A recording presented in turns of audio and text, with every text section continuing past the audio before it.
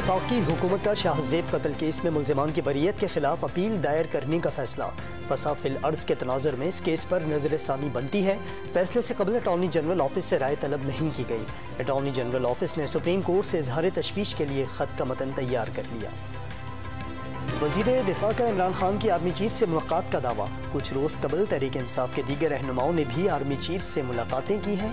ख्वाजा आसिफ ने कबल अज़ वक्त इंतखाबात के लिए किसी भी किस्म के दबाव के तासुर को भी मुस्तरद कर दिया। सियासी और मुआशी बहरान से निजात का वाहिद रास्ता फौरी इंतखाबात हैं। सरबराह PTI इमरान खान की सहाफ़ियों से मुलाकात में गुफ्तगू।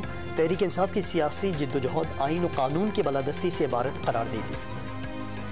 वज़ारत दाखिला की सिक्योरिटी एहलकार फराहम करने से माजरत। कराची के 7 अजला में बल्दियाती इंतखाबात तीसरी बार मुलतवी। चीफ इलेक्शन कमिश्नर की ज़ेरे सदारत इजलास में 15 रोज़ बाद दोबारा जायज़ा लेने का फैसला।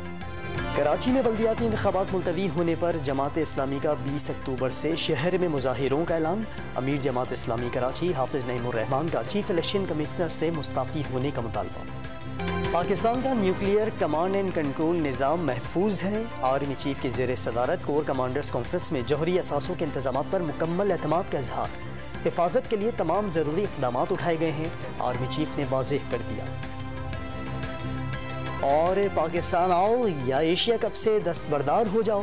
भारत के एशिया कप के लिए पाकिस्तान आने से इनकार पर सख्त जवाब देने का फैसला। एशिया क्रिकेट बोर्ड का हंगामी इजलास बुलाने का मुतालबा।